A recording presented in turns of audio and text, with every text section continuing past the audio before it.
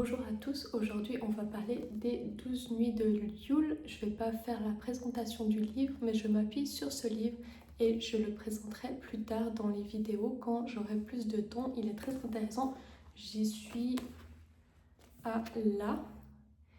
Et cette partie-là, on commence avec les 12 nuits de Yule. Je n'ai pas beaucoup avancé plus, donc je vais découvrir en même temps que vous comment traditionnellement on fêtait les 12 nuits de Yule. Je tiens à préciser aussi qu'il n'y a pas de traces écrites, c'était les Celtes du côté germanique. Et donc ça se transmettait d'oral. Il nous reste quelques traditions comme ça par rapport à ce qu'on a pu retrouver oralement, ou bien de ce qu'on retrouve de nos jours qui perdure comme tradition, qui est beaucoup recueilli là-dedans. Plein de traditions, plein d'événements qui se situent dans l'ancien, encore actuellement dans la Suisse italienne. Donc je suis suisse, mais j'en avais pas entendu parler, par exemple des sorcières, etc., qu'on fête en Suisse italienne et en Autriche, en Allemagne surtout. Voilà, donc on replonge dans ces traditions de Yule, qui est le solstice d'hiver. Pour les Celtes, c'était comme, je pense, fabuleux parce qu'ils dépendaient de la nature pour l'agriculture et du temps et de la mortalité aussi. L'hiver était très rude. Et qu'est-ce qui se passe exactement au solstice d'hiver? Alors, j'ai pris mes petites notes. Alors, le jour du solstice d'hiver, la durée du jour est la plus courte.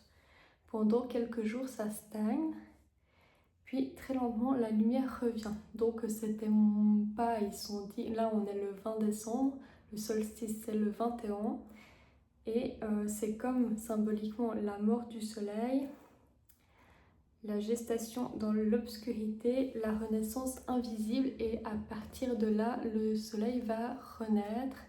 Et donc, ça le retour déjà du soleil, de la lumière. Donc, on fête plutôt le retour de la lumière qui est très rassurant. C'est-à-dire que quand on est dans l'obscurité de plus en plus, on a peur que le soleil ne revienne pas parce que ça veut dire qu'on est dans le froid, qu'il n'y a plus rien qui pousse. Et voilà. Donc, c'est symbole de mort. Et comment ça se passait? C'est que les Celtes commençaient leur journée. Nous, on commence par la journée, on commence notre journée à partir de minuit. Je sais qu'en Égypte antique, ils commençaient par le lever du soleil, leur journée. La journée démarre quand le lever du soleil apparaît. Et les Celtes, ils commençaient par la nuit, leur journée.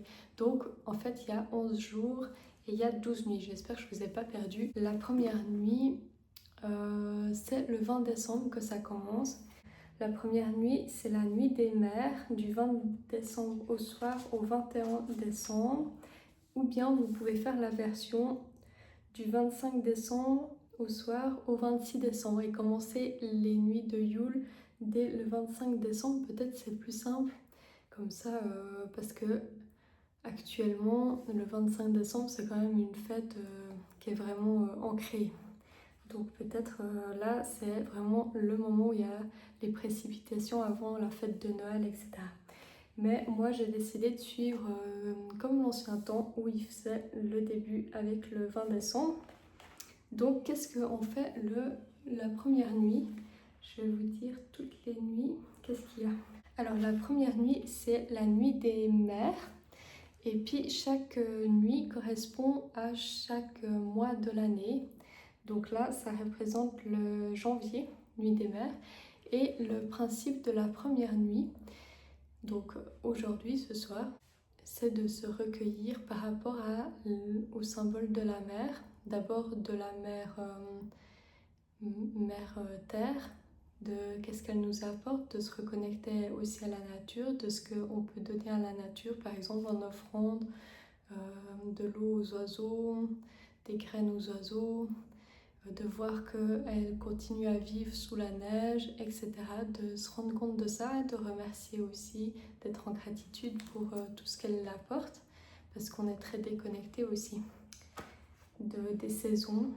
J'y reviendrai un peu plus tard. La mère aussi comme archétype, comme la lignée de votre famille du côté de la mère. Donc la grand-mère aussi, la mère que vous avez eue, que vous avez toujours, et ou si vous avez toujours votre grand-mère, de passer un moment, de se pardonner, etc. Moi, je vais pas faire ça. J'ai plus ma grand-mère, mais c'était pour moi le symbole de la mère. C'était une personne très chaleureuse. Elle faisait beaucoup des gâteaux, etc. Si vous voulez, sur votre hôtel, vous pouvez faire un mets que votre grand-mère aimait, par exemple, comme un gâteau qu'elle affectionnait, qu'elle vous faisait, etc. Bon, moi, je me suis pas beaucoup préparée. Donc, je vais faire simple cette nuit. Et si vous voulez, vous pouvez aussi allumer une bougie par soir, ou bien surveiller vos bougies évidemment, parce que c'est pas bien les incendies. Voilà. Et puis voilà, donc après je vous reprendrai le lendemain pour la nuit numéro 2 qui symbolise février.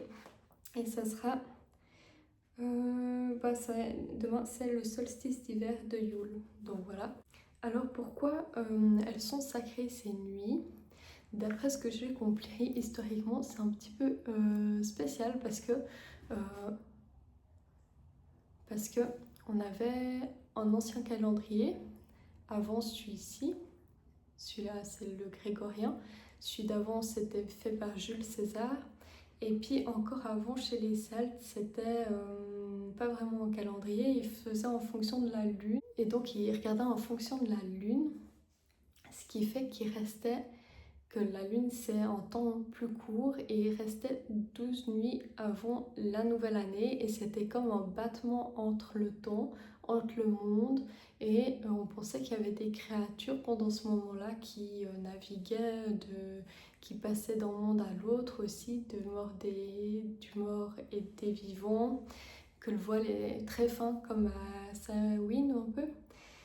Et donc c'était des nuits un peu inquiétantes. Donc c'était des nuits pour se recueillir, pour s'introspecter, pour méditer aussi. En fait, qu'est-ce que vous pouvez faire? C'est que vous avez 12 nuits de Yule et à chaque nuit, vous pouvez brûler un vœu que vous aurez écrit et vous le brûlez pour chaque nuit. Donc vous faites 12 vœux. Voilà. Et chaque nuit, vous allez brûler un de vos vœux. Donc je vais faire ça maintenant. Ce qui revient souvent dans beaucoup de traditions aussi avant la nouvelle année, c'est de faire le ménage pour accueillir les nouvelles et bonnes énergies de l'année prochaine qui va venir. Vous pouvez aussi purifier avec du romarin votre appartement par exemple.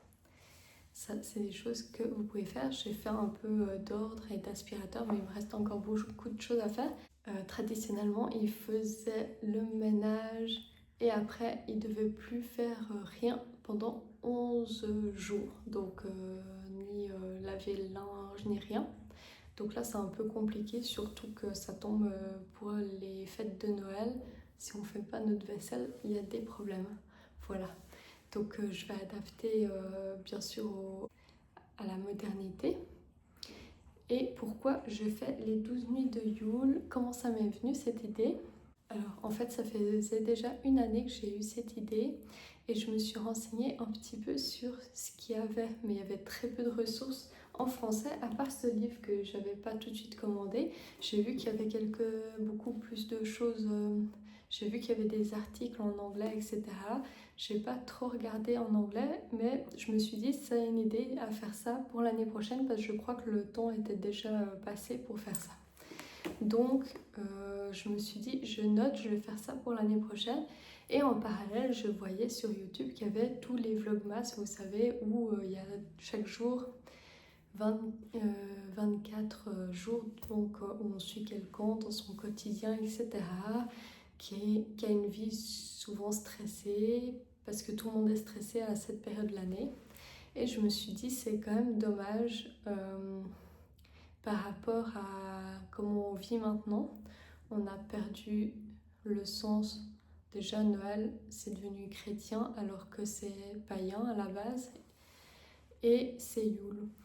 Et donc, tous les symboles qu'on a, qui est bien expliqué dans ce livre, même le sapin, presque tout est des symboles païens que les chrétiens ont repris à leur façon pour que tous les païens adhèrent au christianisme de façon un peu forcée quand même, beaucoup forcée. Et donc ils ont gardé leurs fêtes mais ils les ont chrétianisées. Je me suis dit, là on a l'opposé, on est dans le stress, etc.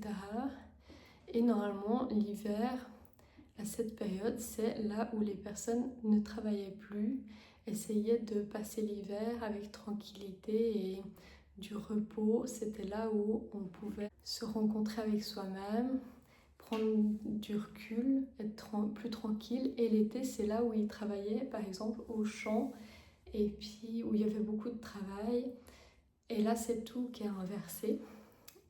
Et surtout, pendant le solstice d'hiver, c'est un moment de tranquillité où la nature renaît petit à petit. Je vois autour de moi et je le ressens, tout ce stress que les gens ont dans la rue, etc. Je trouve que c'est vraiment un décalage avec cette période. C'est pas du tout ça qu'on est censé faire à ce moment-là. Et d'ailleurs, je vais faire très simple cette année et très authentique. Pour moi, c'est vraiment une fête des faux semblants. Donc je reviens à l'authentique, j'essaye. Et je ne vois pas les personnes que j'ai pas envie de voir, tout simplement. Et donc vous allez me suivre pendant 12 nuits. Ça va sûrement être court. Je vais essayer de faire tous les jours, toutes les nuits du coup. Mais je pense qu'il y a des fois où peut-être ça va pas se passer comme prévu. Je vais plutôt méditer sur le symbole de la grand-mère pour moi. Et allumer une petite bougie. Je vous reparlerai de ce livre qui est très bien. Si jamais il y a une ancienne édition avec un sapin vert, je crois que c'est le même livre. Donc là, je vais allumer la bougie rouge foncé. Et puis...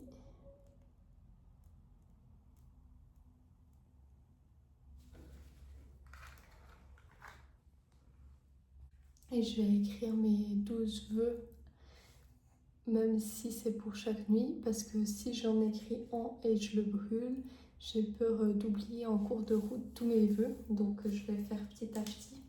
Je vais en faire un, mais je vais noter déjà les 12, je pense, je sais pas.